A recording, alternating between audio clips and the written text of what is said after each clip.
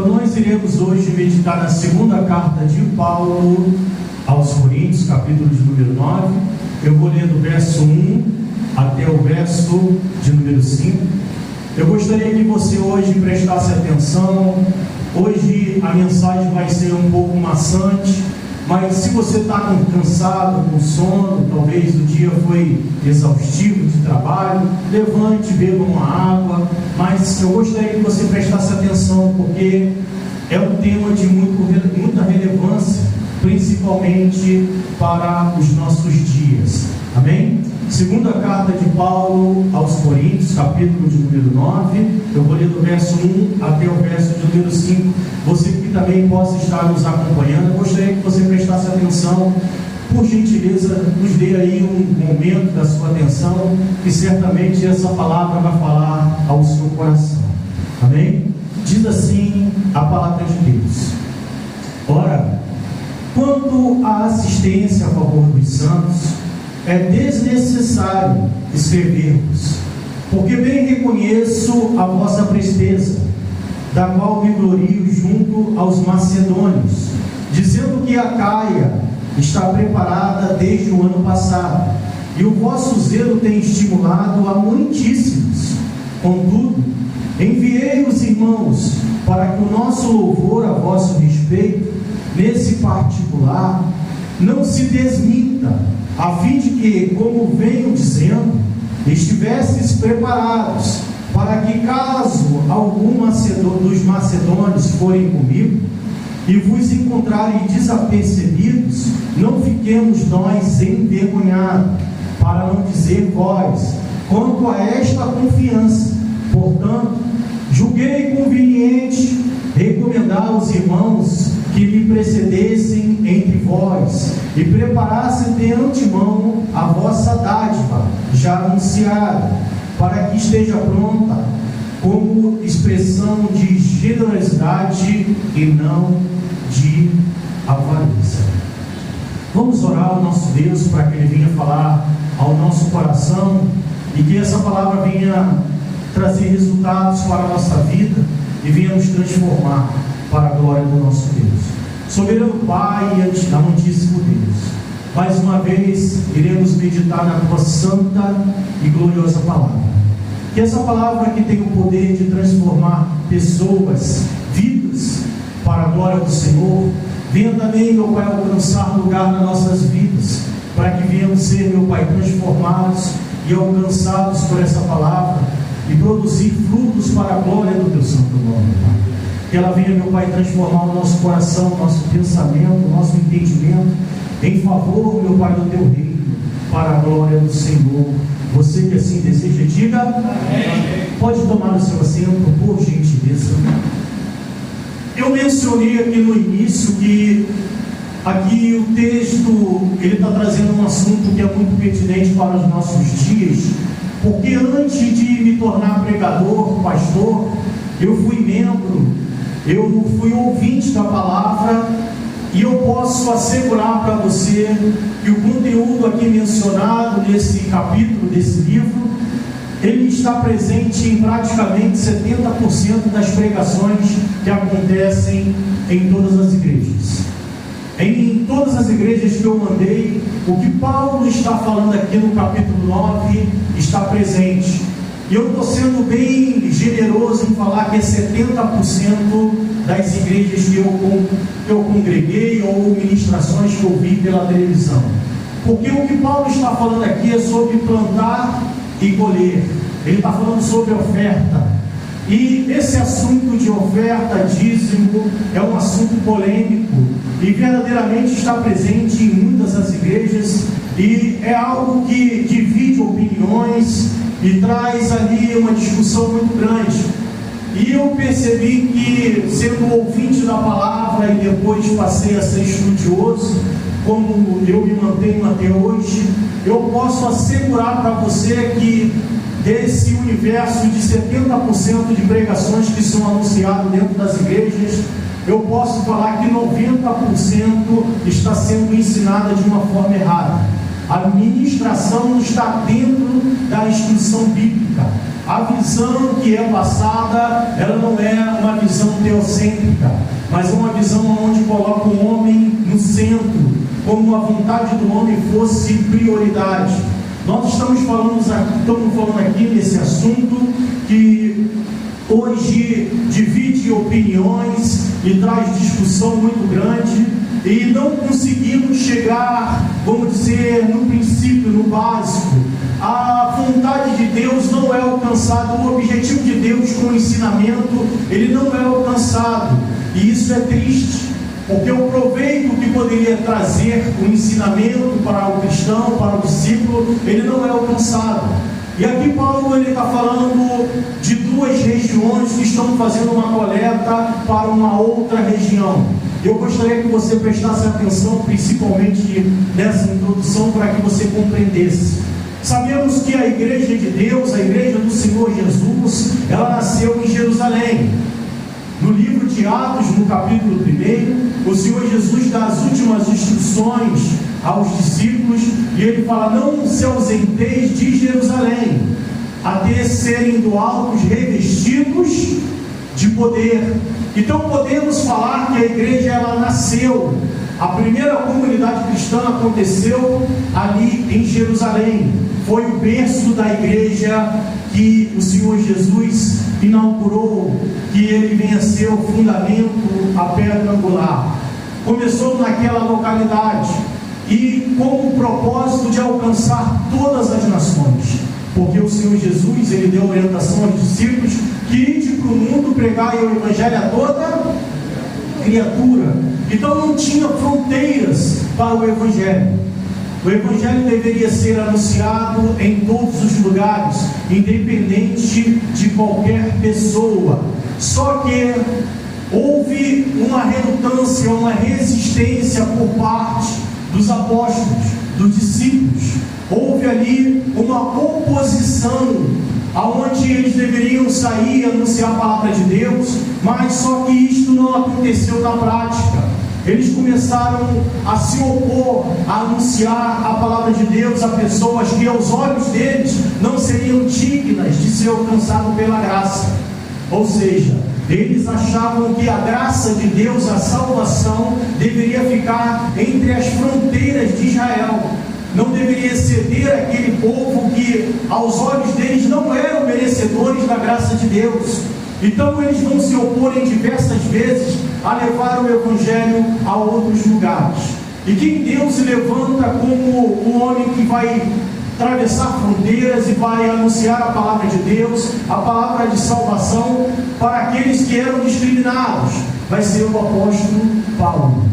Porque Paulo, quando ele se converte, ele tenta se inserir na igreja de Jerusalém, mas como ele era conhecido como um perseguidor, ele não tem espaço, ele é rejeitado, ele não é bem visto e bem aceito justamente pelos judeus. E assim ele parte para outro lugar, ele vai a outras fronteiras, ele vai expandir o evangelho entre os gentios. Enquanto isso, os apóstolos que andaram com Jesus, eles se mantêm naquela cúpula, naquela localidade, anunciando a palavra de Deus. E quando vinha alguém para que viesse receber ali uma orientação, uma palavra de salvação, muitas das vezes eles se opunham a falar do evangelho da graça. Eu vou trazer aqui diversas passagens bíblicas, por isso que eu acho que a mensagem vai ficar um pouco maçante, mas é necessário eu expor aqui palavras que estão contidas na Escritura Sagrada, para não ficar no eu acho, eu penso dessa maneira, eu digo que é assim. Eu não quero que seja uma explanação pessoal minha, eu não quero que seja uma ministração, uma pregação que é pautada no que o Clóvis acha, mas eu quero que você entenda qual é o objetivo da palavra de Deus e o que a palavra nos instrui a fazer acerca desse assunto. Então nós iremos ler algumas passagens bíblicas.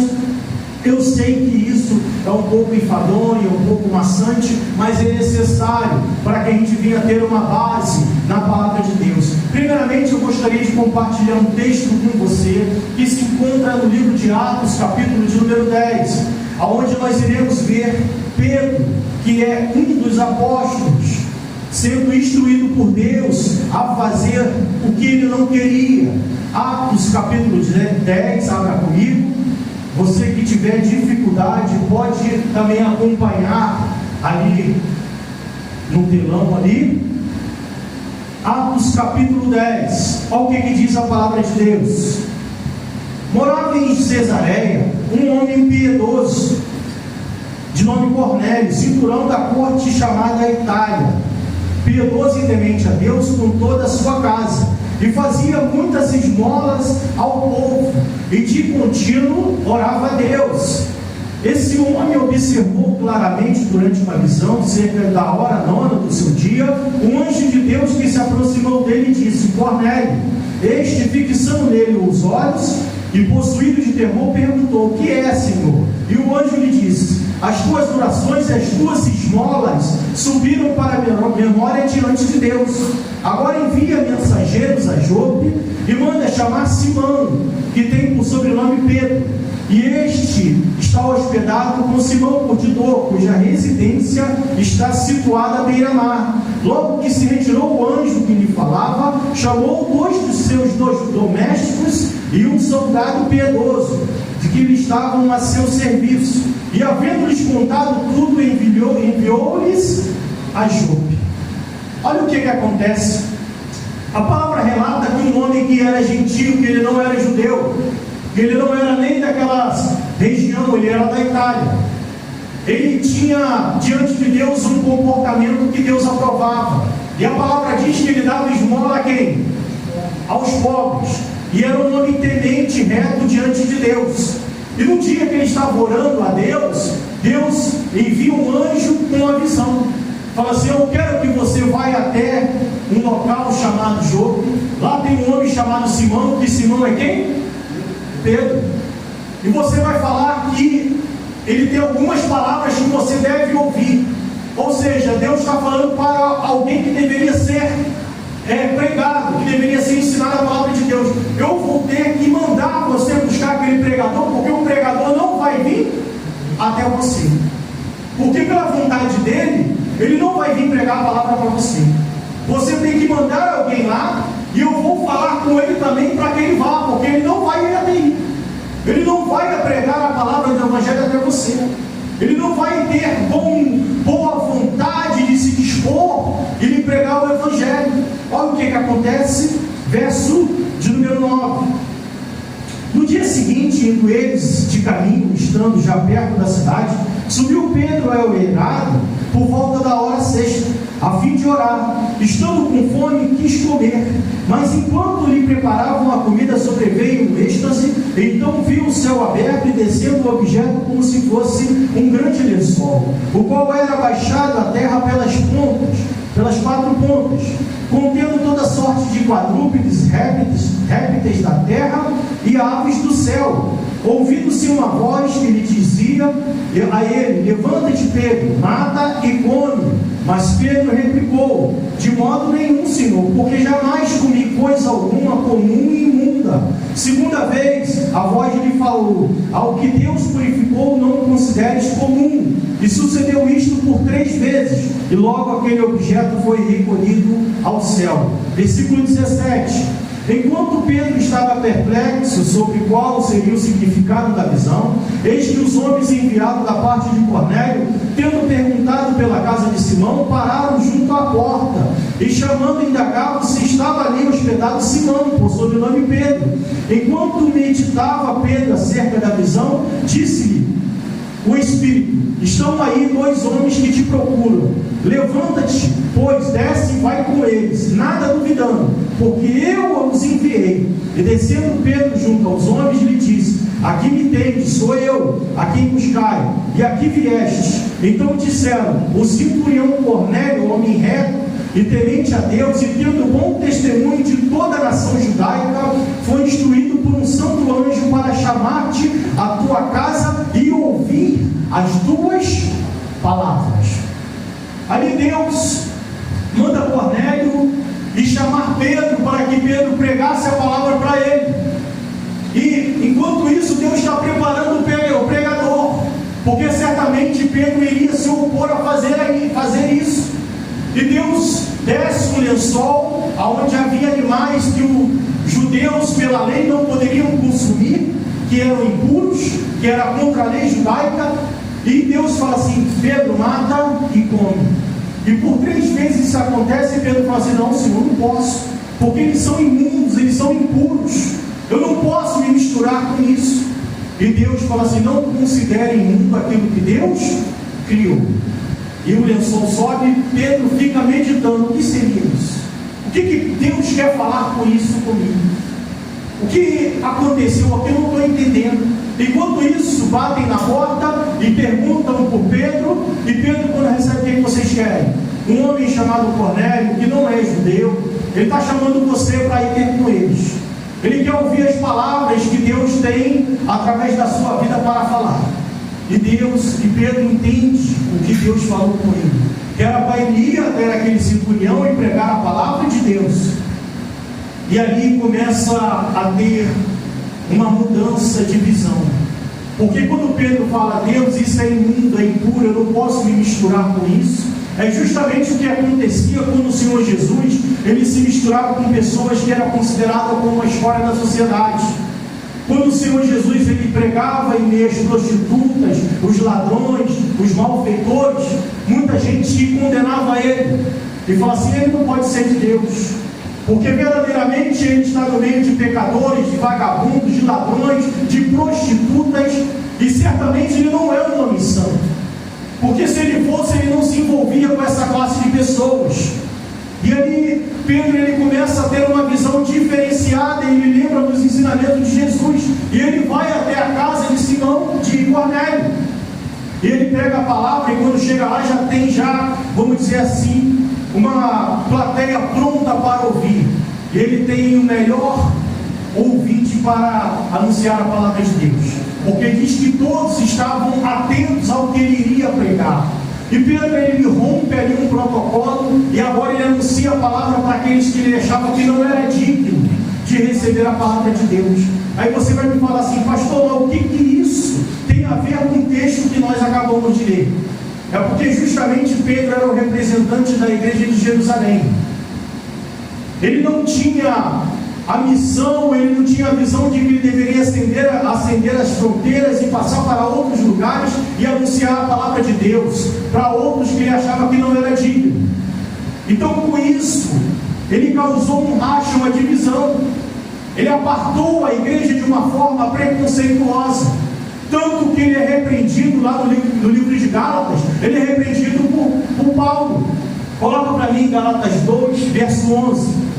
Ele chega ao ponto de se separar quando ele vê que ele está sendo analisado e avaliado, o povo está colocando em descrédito ali aquilo que ele começou a anunciar, e tem sim um preconceito, uma divergência, uma partição entre a igreja de Jerusalém e as outras igrejas.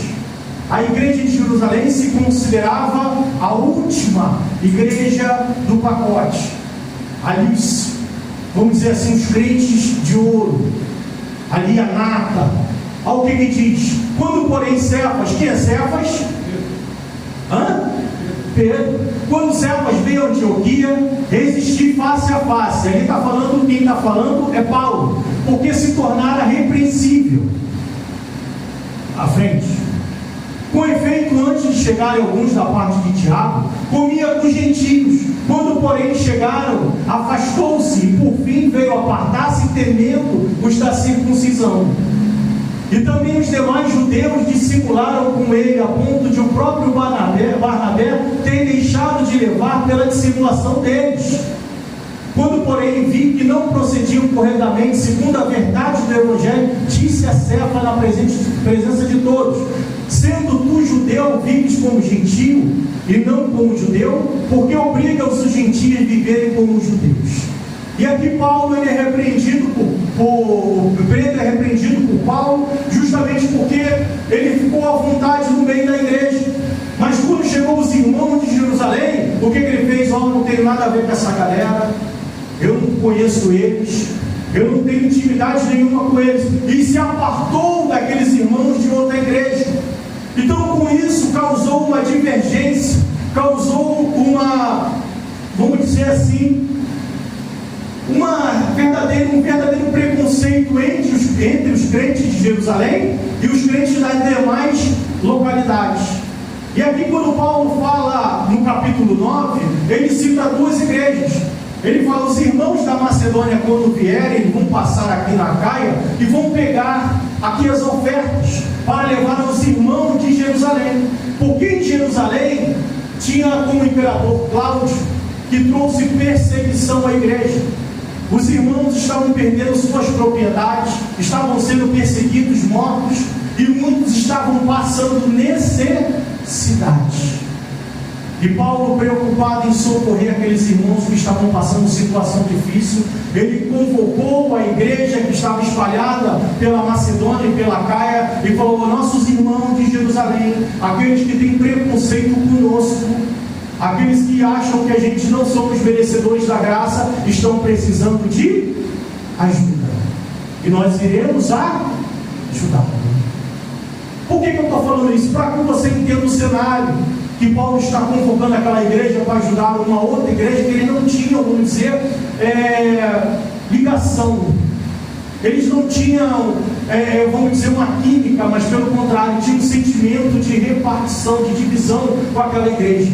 E Paulo justamente está convocando a igreja para se unir, levantar fundos. Paulo não estava falando para investir em igrejas, em templos, para que viesse propagar o Evangelho, mas ele está falando: vamos levantar para os irmãos da Judéia. Vamos levantar fundos, vamos levantar aqui alimentos para que aqueles homens que estão lá passando necessidades, eles venham ser supridos na sua necessidade. E Paulo está falando justamente para que você entenda que ele está levantando aqui uma situação, ele está levantando uma atuação para aqueles que nós não achamos que são merecedores. Pastor, mas eu não entendi ainda o que isso tem a ver com a mensagem, o que isso tem a ver com a palavra de Deus. Porque quando você não entende o propósito do material na sua vida, você acha que somente é para trazer proveito para você. E na maioria das ministrações, como eu falei, 70% das mensagens elas vão ser voltadas para isso. E na maior parte das instruções é que quando você vai dar, você é que vai receber. Você não é incentivado a colaborar para que você venha acudir a outros, mas você é incentivado a colaborar para que você tenha mais e mais. Você não é incentivado a doar ou ajudar para que você venha amenizar o sofrimento de outras pessoas, mas você é incentivado a colaborar, a colocar no gasofilaço um sacrifício para que o teu sofrimento venha a ser amenizado. Então, quando você não tem esse discernimento, essa mente aberta, você não entende o propósito do dízimo, da oferta ou de qualquer outra coisa que você faça para Deus, porque você entende que sempre vai voltar para você de uma forma única. Você não está fazendo porque você está preocupado com alguém que está passando uma privação, mas você está preocupado com as suas necessidades e com os seus problemas. E quando você age dessa maneira, você sai do propósito do Evangelho, porque o Evangelho, na verdade, ele é contraditório. Porque a sociedade, por exemplo, ela não olha para um cracudo e ela vê nenhum benefício em ajudar aquele camarada. E aos olhos humanos também nós somos assim. Você de bom grado, você mata a fome de um cracudo, sabendo que ele pode roubar a bateria do teu carro, que ele pode roubar o fio da tua rua, tirar da internet, sabendo que ele pode te dar prejuízo, sabendo que ele pode roubar o pneu do seu carro.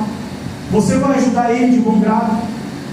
Se um homem ele foi praticar um assalto, ele tomou um tiro, ele cai ali ensanguentando, será que o seu sentimento vai ser de ajuda ou que ele morra o mais rápido possível? E esses sentimentos, eles são contraditórios, porque não é esse sentimento que Jesus quer que nós tenhamos.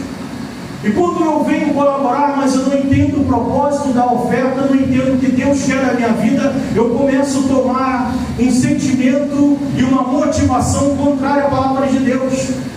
O que eu estou falando para você é tão importante que isso vai ser um divisor de águas para que você alcance a salvação ou não.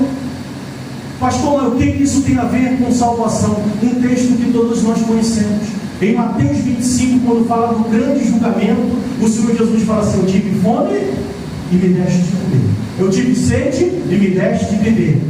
Eu tive enfermo e fostes me visitar. Eu tive preso e você foste me ver. Quem é que é preso se não for um criminoso? E qual o prazer que nós temos de, por exemplo, de visitar alguém que praticou o mal? Eu lembro de um vídeo que eu vi, não sei se aqui alguns já viram, mas eu sei que o presbítero Rogério já viu esse vídeo, porque ele já até anunciou uma ministração que ele fez aqui, aonde um homem nos Estados Unidos ele foi preso, um serial killer, aonde ele havia matado muitas mulheres, e uma das mulheres era filha de um senhor que estava no júri popular, e cada um que ia anunciar, chega a estava babando de ódio. Você tem que apodrecer, você tem que morrer, você é um desgraçado, você não vale nada. Todo mundo com uma raiva tremenda. E quando chega na vez desse senhor, ele falou assim: você me colocou numa situação muito difícil, porque agora eu tenho que praticar aquilo que o meu mestre me ensinou, e eu te perdoo. É um sentimento que aos olhos humanos não tem lógica.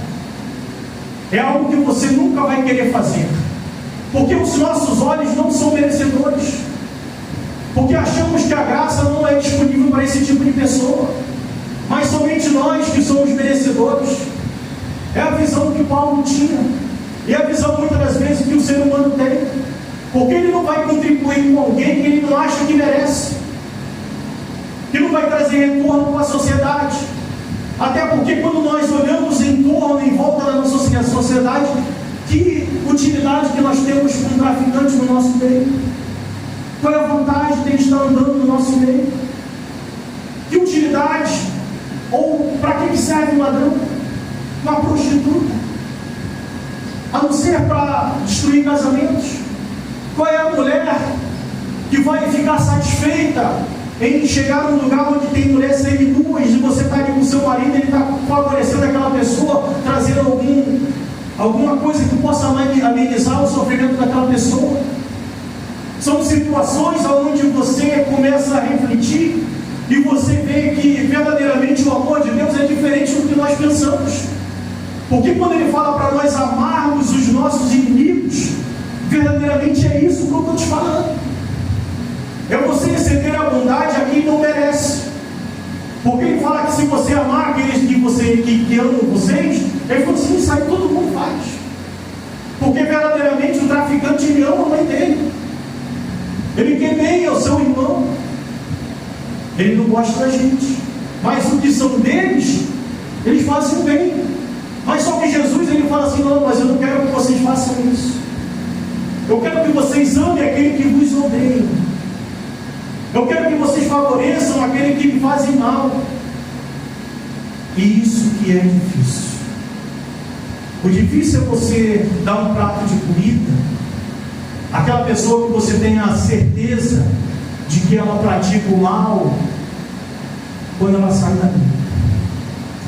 O difícil é você perdoar aquele que verdadeiramente produz o mal para a sociedade, aquele que não tem proveito algum, que aos olhos humanos, aos olhos do governo até não tem utilidade. Por exemplo, muitas pessoas que andam no nosso meio, moradores de rua, para o governo é um peso. Que proveito tem para o governo? A não ser dar prejuízos, tanto de patrimônio público quanto patrimônio privado, que vai ocasionar problemas em hospitais, porque é mais um para ser atendido, que vai usar a máquina pública, mas que não produz nada para isso, que não tem retorno. Que utilidade tem alguém que pratica o mal, que rouba, que mata, que trafica, para o governo? Nada. Não colabora? Nada.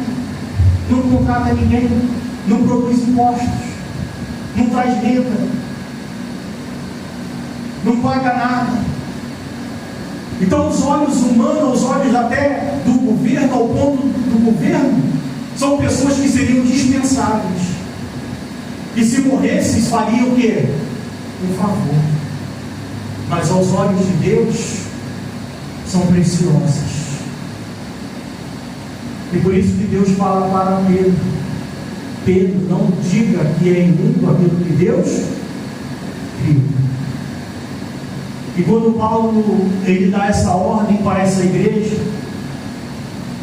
ele fala: os irmãos da Macedônia estão vindo já com uma parte de donativos, eles vão passar aqui para que eles venham recolher mais. Igrejas que eu passei, que se dependesse de Pedro, muito dificilmente ele iria lá pregar a palavra, mas quando eu falei que era para a igreja do pastor Pedro, de bom grado eles colaboraram. E eu quero que eles passem aqui, vocês não me deixem envergonhados. Você demonstre liberalidade para que vocês venham ofertar, para que demonstre que vocês têm amor, que vocês têm zelo, não pela obra, mas pelo ser humano. E por que eu estou falando isso? Porque muitas das vezes a pessoa não é incentivada, como eu já vi diversas vezes, a pessoa vender carro, vender casa, terrenos, apartamento, pegar todo o salário e colocar como oferta, como sacrifício no altar.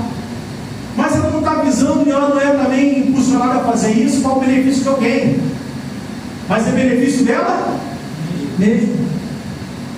Mas se alguém que pegou, chegar na porta dessa pessoa que abriu mão de todo o seu salário e colocou no gasodular, se vendeu o seu carro, se chegar um vizinho e pedir uma cesta básica, ela não dá. Porque aos olhos dela a cesta básica que ela vai dar para aquele vizinho que está passando fome, não traz o quê? Não traz benefício. Se eu estou dando para essa pessoa, eu não estou dando para Deus. Mas se eu botar no altar, eu estou sendo abençoado. Aí vai vir retorno para minha vida. E ela sai de um princípio que Deus estabeleceu, e muitas das vezes o crente morre e não entende. É que você deve amar ao próximo. Nós vimos na última mensagem, em Gálatas capítulo 5, 14, que Paulo fala: toda lei se resume numa só palavra: amarás o próximo como a ti mesmo. E a palavra de Deus, quando fala amar, significa um amor incondicional. Porque Deus não nos amou, e quando eu falo nos amou, eu estou falando na integridade. Por mais que você se ache que seja merecedor, você não é, e eu não sou, e ninguém é. Porque todos nós somos pecadores. Ele nos amou de uma forma que Ele não olhou para os nossos erros e os nossos pecados. Ele não olhou as nossas falhas. Porque se assim fosse, ninguém seria amado por Deus. Porque todos nós pecamos. Mas quando nós olhamos para o próximo, nós fazemos uma seleção de quem devemos estender o nosso amor. Esse merece, esse não merece. Esse eu vou me compadecer, esse eu não vou me compadecer. E assim saímos de um propósito que não nos tornamos semelhantes ao nosso Deus, que devemos nos tornar-se imagem e semelhança dele. E quando eu entendo isso, eu vejo que não é o fato de eu dar 10% do que eu ganho na igreja que vai me tornar parecido com Deus. Mas quando eu me compadeço do sofrimento humano, é quando eu olho para o ser humano que está se afundando numa situação não somente social, mas espiritual, se afundando no pecado, e eu fico preocupado com a situação daquela pessoa, não somente física, mas espiritual. Porque talvez o traficante tenha uma situação social até melhor do que a minha, mas o problema é que ele não tem o nome escrito no livro da vida. E isso vai me causar uma preocupação e não uma revolta. Isso vai me causar um constrangimento, porque algumas situações nós ficamos pensando, e eu gosto de falar sobre essas coisas. Eu estava conversando antes com a minha filha, e ela falou assim: pai, no inferno ninguém sai não? Eu falei: não, minha filha, é eterno. E ela falou assim: mas o eterno é quantos anos? Eu falei: o eterno não tem quantidade de anos. O eterno é um estado. Se você tirar 1000 anos da eternidade, quanto que sobra? A eternidade. Se você tirar 5.000 anos da eternidade, o que sobra? 5.000 anos não é nada. Porque a eternidade não é tempo. A eternidade é um estado que não se acaba. E uma pessoa que ela vai morrer praticando o que é ruim, nas drogas, roubando, matando, se prostituindo, traficando. Ela está sendo candidata a entrar nesse estado eterno que ela vai colher o sofrimento eternamente. E quando eu entendo que esse sofrimento é algo que vai ser ranger de dentes e sofrimento e lágrimas, muito maior do que ela proporcionou a muitas pessoas aqui nessa terra, eu fico com pena dessa pessoa. Muitas vezes nós falamos assim: eu não desejo isso para o meu pior inimigo. E é o que Deus fala justamente para aqueles que vivem na prática do pecado. Deus, sendo o conhecedor supremo do inferno, Ele não deseja isso para ninguém. Porque nós conseguimos aqui ter uma percepção por alto do que é o inferno. Mas Deus sabe na essência o que Ele está falando. E quando você consegue compreender isso, você fala assim: eu preciso me mobilizar, eu preciso fazer alguma coisa para que essa pessoa mude. E muitas das vezes não vai ser um prato de comida, não vai ser uma cesta básica que vai mudar, mas o amor vai constranger aquela pessoa. E é isso que mobilizou muitos homens de Deus a viver e entregar-se até a morte para anunciar a palavra de Deus a pessoas que retribuíam com mal. Lembra de Estevão? Estevão estava pregando para pessoas que lhe conduziram para fora da cidade para ser morto, apedrejado. E Pedro e Estevão sendo apedrejado, ali sofrendo com dores. O que vinha na mente dele, ele falou assim: eu estou aqui passando por esse sofrimento, e esse sofrimento aqui vai durar pouco tempo. Até que ele viu os céus abertos e o Senhor Jesus em pé à destra do Pai. O sofrimento dele acabou. Mas ele fez uma oração que nós devemos meditar.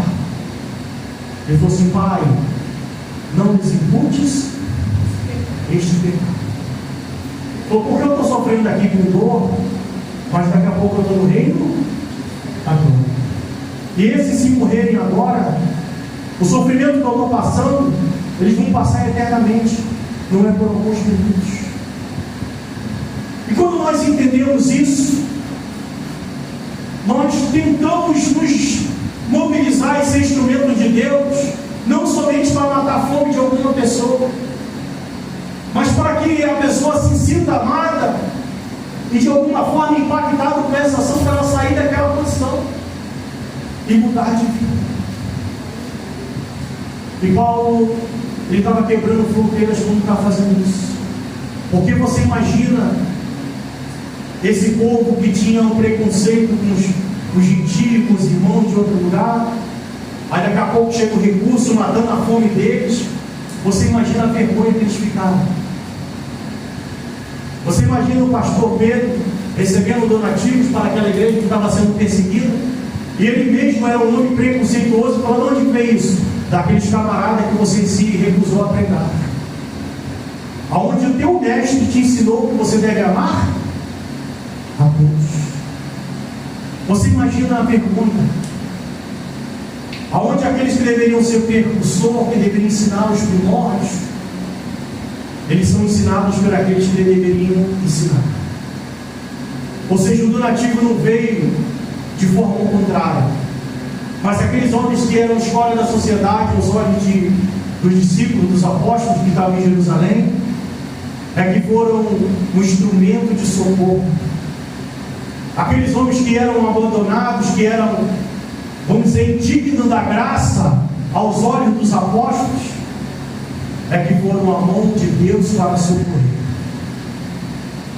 E com isso, certamente, houve um impacto, uma mudança de pensamento, de comportamento. E assim nós devemos agir. Não adianta. Eu nunca vi, por exemplo, alguém falar isso. Não adianta você vender o seu carro e dar como oferta na igreja se você tem ódio do seu vizinho.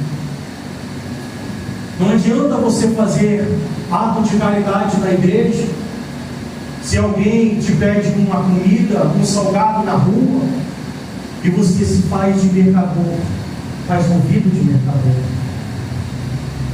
Não adianta você querer ser abençoado por Deus e você agir dentro da religião, muitas das vezes como é instruído, mas lá fora, onde você tem que praticar o ensinamento de Cristo, você não coloca em prática.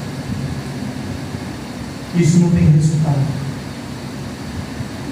É óbvio que eu citei aqui na última ministração que falamos desse assunto, que você deve ser simples como uma pomba e prudente como uma serpente.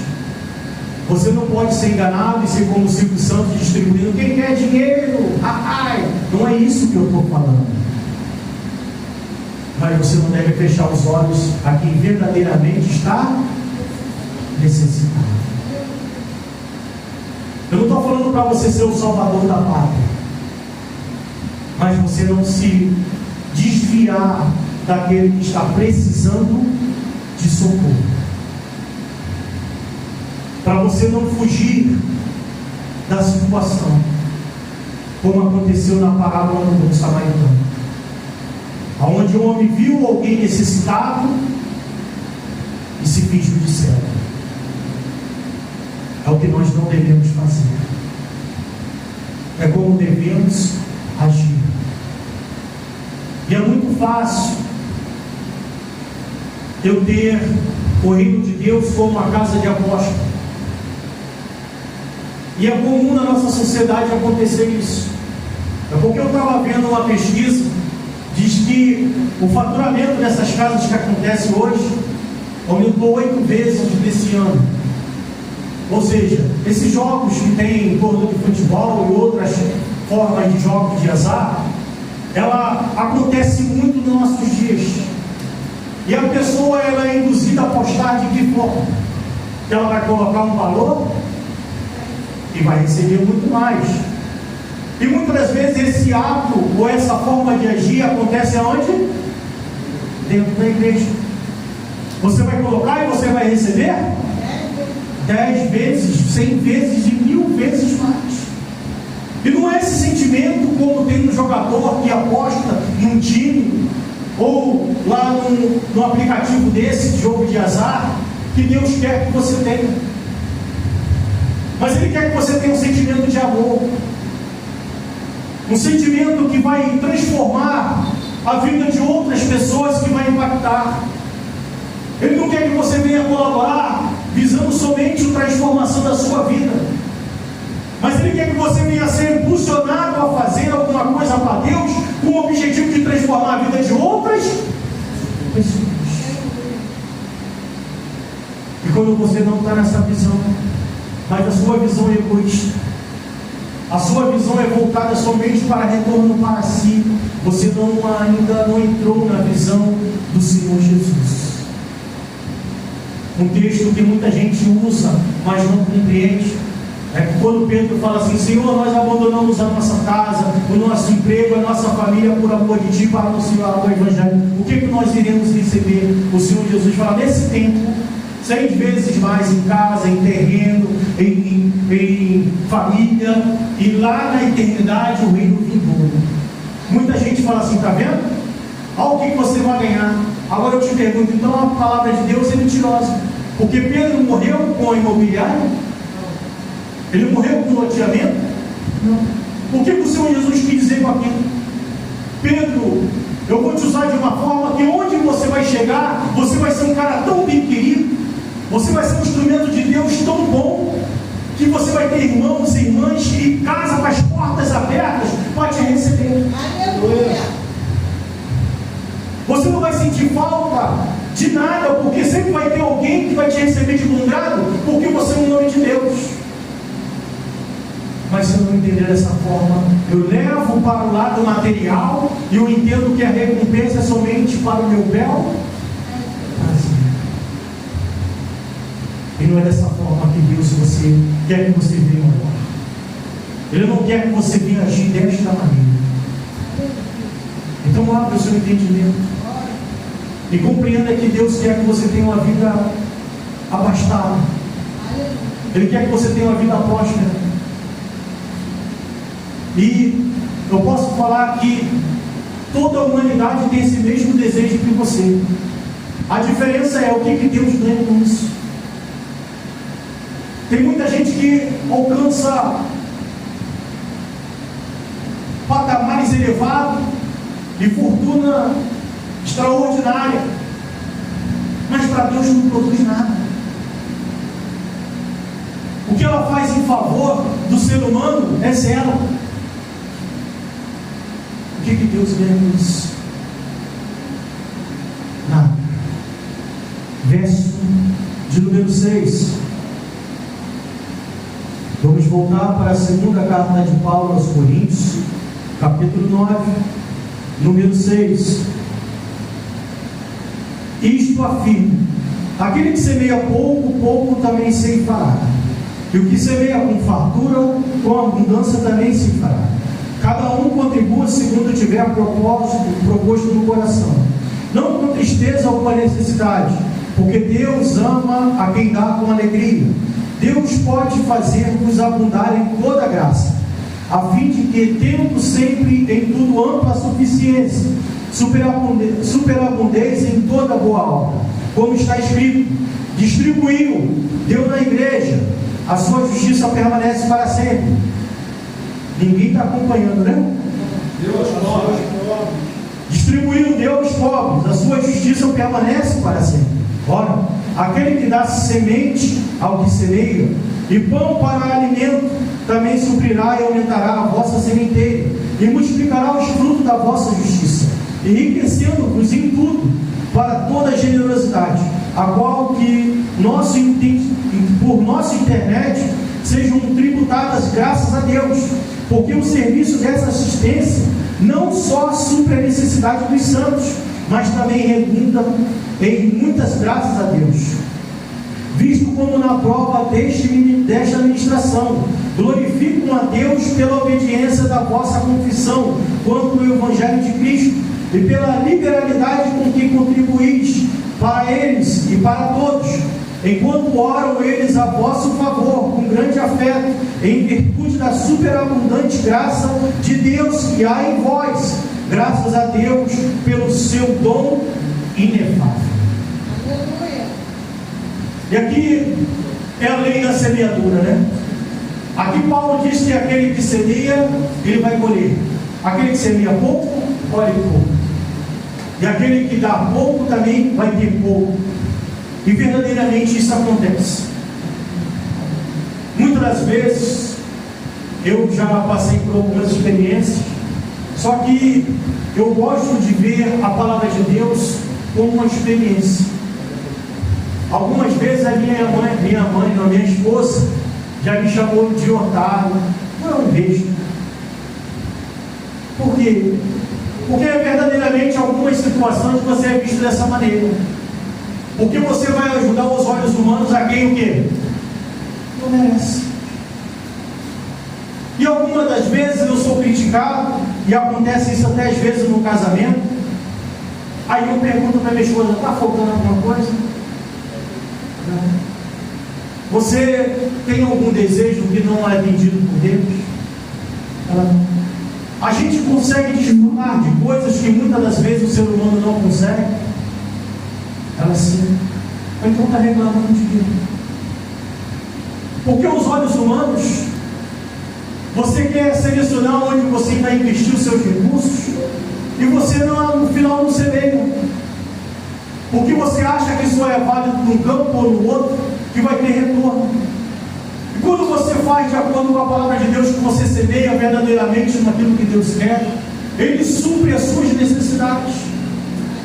E muitas pessoas têm a sua vida travada e não entendam como prosperidade somente dinheiro, porque muita gente tem dinheiro, mas não tem prosperidade. Porque dinheiro sem ter retorno, ter prazer, deleite, você ter prazer naquilo que Deus te dá, isso não é prosperidade. Tem muita gente que é só tão pobre que ela só tem dinheiro, ela não tem alegria, ela não tem paz, ela não tem satisfação, ela não consegue viver uma vida onde ela tem prazer de viver. A conta monetária está cheia, mas o coração está vazio. E quando eu entendi que Deus ele não traz uma satisfação, essa colheita ela não é feita de uma forma aonde minha conta bancária não vai estar estratosférica, mas eu não vou sentir falta de nada. Eu vou ser recompensado de uma forma que eu vou me sentir, vamos dizer assim, eu não sou merecedor. Eu não sei se eu já falei aqui algumas vezes, Deus já me deu alguns privilégios, eu fiquei chorando. Eu falei, Senhor, quem sou eu para estar aqui nesse lugar, para estar desfrutando desses momentos? Quem sou eu para o Senhor me abençoar dessa forma? De situações onde eu estava, que eu falava assim, quem pensava um dia chegar até aqui? E Deus permite que isso venha acontecer. Por quê? Porque você semeou. E às vezes você não entende como isso acontece, mas a lei de Deus começa a trazer retorno para a sua vida. Você vai plantando e parece que vai dar errado. Daqui a pouco Deus abre as portas, e quando você menos espera, tudo vai acontecendo e o milagre vai acontecendo na sua vida. E aqui a palavra diz: aquele que dá alimento para o necessitado, aquele que ajuda, aquele que estende a mão, aquele que não é sorvido, aquele que não é mesquinho, Deus multiplica. E muitas das vezes o ser humano entende isso somente com uma conta com cifras estratosféricas, e não é isso que Deus fala. Ele não fala que você vai se sentir ao ponto de você se sentir suprido, mas você não vai ter falta de nada. E eu me sinto assim. Pastor, tua conta está boa. Não, não está não. Mas eu posso falar para você que eu não sinto falta de nada. E todo desejo que Deus coloca no meu coração, Ele realiza. Tudo aquilo que eu penso em fazer, Senhor, se eu soubesse esses privilégios, Ele me concede. Senhor, um dia eu queria isso. Ele atende o pedido. Eu estava em 2014, passeando com a minha família, e o nosso carro atolou e passou uma Toyota SW4 do lado do nosso carro. E eu falei assim, um dia eu vou ter um carro igual a esse. E o pessoal que estava comigo começou a rir. Um dia Deus me deu um carro da mesma cor, igualzinho. E eu voltei naquele mesmo lugar que o carro ficou atolado. Quando chegou ali, eu fiquei toda arrepiada, as lágrimas desceram. E minha filha falou, o que foi, pai? Não foi nada não, porque ela não entendia. São situações que você vai vendo que Deus vai te proporcionando, mas é porque você semeou. São situações que você estendeu a mão quando alguém estava necessitado. Porque nós somos assim. Se alguém se aproxima de você, mas você não vê vantagem, você não vê como aquela pessoa te retribuir, não é uma companhia bem-vinda. Aquela pessoa está precisando não somente talvez de um socorro financeiro, mas de um apoio, de um abraço, de um ouvido somente para te escutar. Mas você pode pensar, o que eu vou ganhar ouvindo essa pessoa? O que eu vou ganhar dando atenção para essa pessoa? Eu não vou ganhar nada. E quando Deus fala que você planta e você colhe, não é assim somente no lado financeiro, como muita gente entende. Porque quando você planta uma semente, não sai 10 sementes, não sai 20 sementes. Sai um caulezinho. E antes de se tornar uma semente, se torna uma árvore. E quando se torna uma árvore, tem galhos, tem folhas.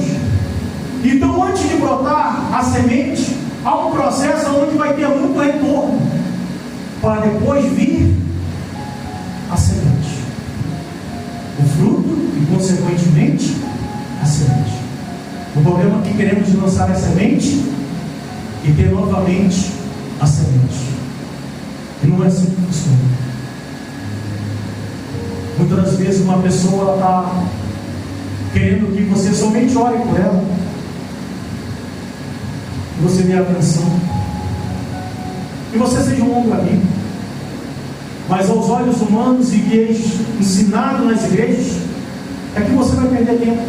E se você quer ter um retorno rápido e eficaz, é somente você colocar no gasofilácio ou no altar. E pronto, teus problemas. É só você colocar aqui, e agora é com quem? E você cruza os braços e fala assim: agora eu estou esperando, tá? E não demora não. E coloca um prazo para que ele venha responder. E Deus não age desse modo.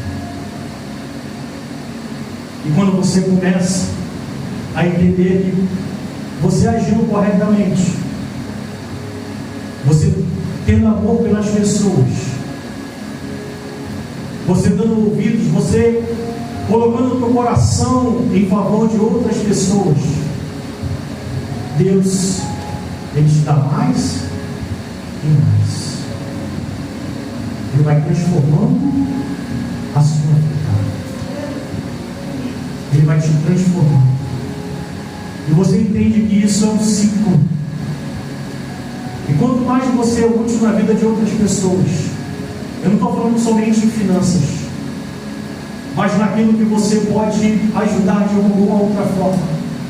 De alguma forma isso volta para você. Isso retorna em favor para você. Porque Deus estabeleceu uma lei que Ele não pode quebrar. E quando Ele fala que quando você semeia, você colhe, isso tem que acontecer. Porque é a palavra dele. São situações que você só vive quando você pratica. Se você não se desvencilhar, se você não se colocar disponível a praticar o ensinamento de Jesus e fazer o que Ele te instrui a fazer, você nunca vai vivenciar isso. Porque é somente através do ato de fazer é que você vai receber. Eu não estou falando para você dizimar e ofertar, não é isso que eu estou falando. Eu estou falando do seu dia a dia. Enquanto você partir, você fazer falta na vida de outras pessoas. E você ser marcante não como um lado financeiro. Tem muitos milionários que quando morrem, os parentes, os familiares não sentem a falta física dele. Pelo contrário, estava querendo que ele morresse mesmo, para que aproveitasse os seus bens, porque amor por ele não tinha nenhum, porque ele não era uma presença desejável. Mas quando você se torna uma pessoa que faz falta, não pelo que você pode proporcionar materialmente, mas a sua presença faz falta, você alcançou o propósito de Deus. Porque quando você não faz falta alguma, não tem diferença, por exemplo, do traficante, de um assassino, de um ladrão, de um cracudo. Não tem diferença. Mas quando é uma pessoa que fala assim, aquela pessoa faz falta. Aquela pessoa, no momento de dificuldade, ela me acolheu, ela me sustentou, ela orou por mim, ela me aconselhou, me fortaleceu, estendeu a mão para me ajudar, ela me visitou, ela me deu suporte, ela matou a minha fome.